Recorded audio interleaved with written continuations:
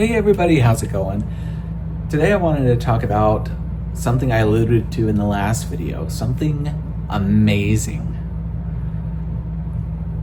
Have you ever noticed that people that start their own businesses seem to work ridiculous hours, have no time for themselves, but seem to be substantially happier?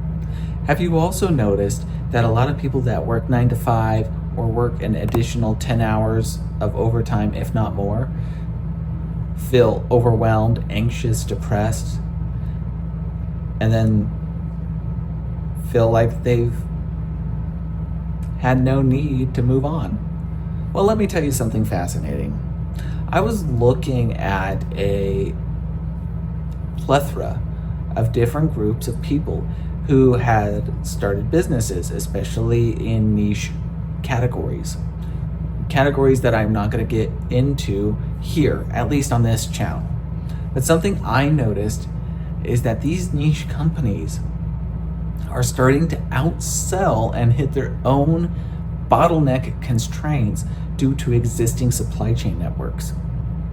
Compare that with large mega corporations, companies like Procter & Gamble, Kimberly Clark, you name it.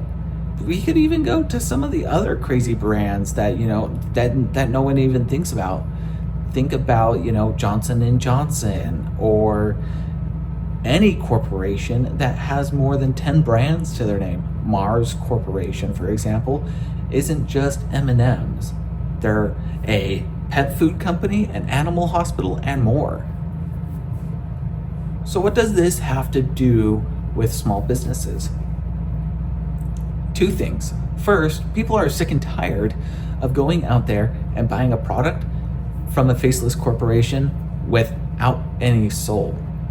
People are still shopping at Walmart, people are still shopping at Costco, but by and large, a lot of people are starting to look at the niche brands that even those mega stores carry. And if you notice, one thing in particular, when a good specialty item is affordable and is in stock, it doesn't last long. It usually goes right out the door as quick as it came in. Because of that, you have this explosion of identity crisis occurring in large corporations. For example, you can look at Procter & Gamble. They're my favorite ones to pick on because they have huge contracts with hospitals. For what, you might ask? Sanitary napkins and baby diapers and bedpans. They also have contracts for other sanitary products. And because of those niche categories that they're a part of, you would think that they're doing well, especially with large contracts tied to hospitals. Well, studies show that their products are made with very harsh chemicals. Since you asked, some people are now starting to notice that these niche products that impact people at least a certain point in their life are starting to lose money. And it's not because people aren't having kids. It's not because people are getting older. It's because products that are made cheaply, efficiently, and without soul end up failing the consumer in the end. I have nieces and nephews, okay? And I've changed several diapers.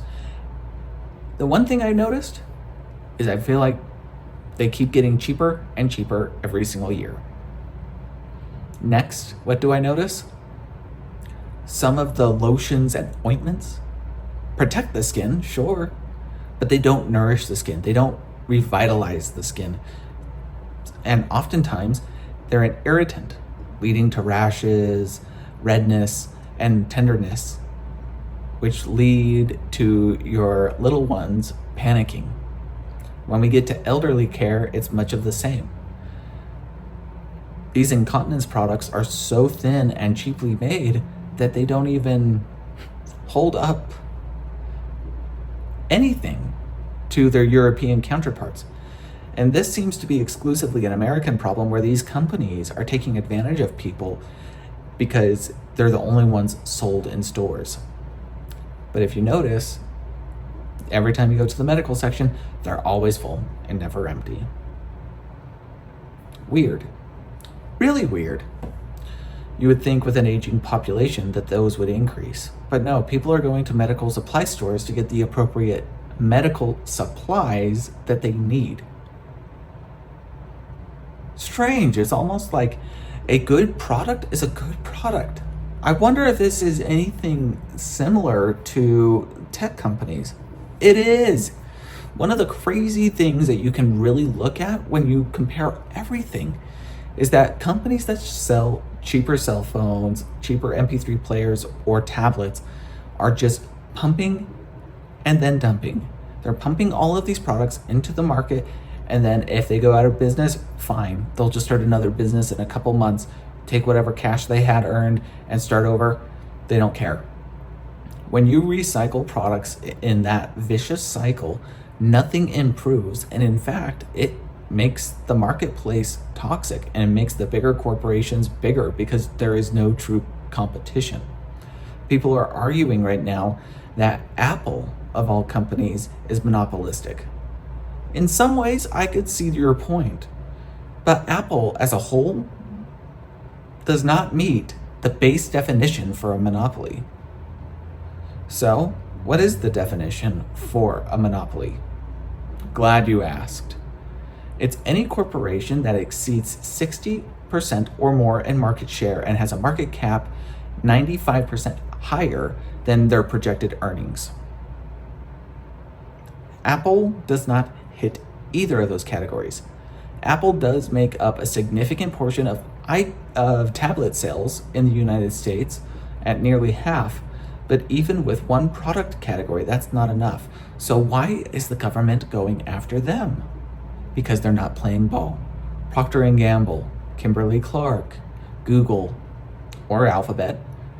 These are all corporations that have heavy subsidies and government entrenchment that enable these contracts to go unquestioned. Ever notice that Meta's rebrand was slightly off key? It's because Meta as a whole, when they redid everything that they had to, took out billion-dollar contracts with the federal government, and now they have to do things the way the United States federal government wants. Apple doesn't want to play that game. Do they play it to some extent? I'm sure. They're tight-lipped. It's hard to know. But the two things I do know is that market cap does not equal unprofitability. In fact, Apple continues to be profitable. And out of all of the large corporations in the United States of America, Apple is probably one of the last profitable companies that is not receiving a stipend or a subsidy from the federal government of these United States. And that is important for two big reasons. One, Apple's more than just influence. It's not just an ecosystem. It's developers, it's distributors, it's third-party repair shops, it's the Apple stores themselves, it's the manufacturing facilities, it is the transit in between port and final destination, and in some case from stores via UPS or FedEx to the consumer's home. That doesn't just impact a small portion of the market, it's a huge portion. I bet a quarter of my audience right now is watching this on an iPhone. Think about that for 2 minutes, will you? If you're watching this on an iPhone, please give this video a like. Put your thoughts down below and tell me what iPhone you have. But regardless of how you look at this, Apple impacts more people than people are really willing to admit, and way more people are impacted by Apple than people are comfortable with, which leads to my final point. If you're a corporation and your impact is huge, like Apple's, there's a huge chance that your company is doing very well. It's also very possible that your company as a whole might become a target, especially as you stand by your values. It doesn't mean you're perfect. No one is, and no corporation is. But the only thing we can ask ourselves is, why are companies shelling out to governments in the first place? And two, how does that impact me as the consumer of these products? If you want to go to North Korea, if you want to use really terrible technology, just install Red Star OS, the North Korean operating system for computers. Terrible, terrible operating system, one that spies on you and sends information and even IP locks thumb drives, so that way they can track user data and downloads, so that way they can see who's colluding with who to overthrow the government. Yikes. If you want that, then go buy an Android phone. But if you don't want to be a part of that, go buy an iPhone, go buy a Linux phone, go buy a Google phone that you're going to de-Google. Yeah, that is a thing. You can detach yourself from Big Brother. But that's only the tip of the iceberg. This is the first part of a 3-part series that I'm going to make where I dive into these issues head first, because these things are important, because it doesn't just impact people and their products that they offer. We started this conversation talking about small businesses and how they're coming forward and taking places from these large mega corporations, and the corporations that are huge, that are doing well, are the ones that listen to their customers and are the ones that are willing to put in the work to do what is right, not just for their pocketbook, but for you. Because at the end of the day, you're the end user for that product. And isn't that worth trying to maintain?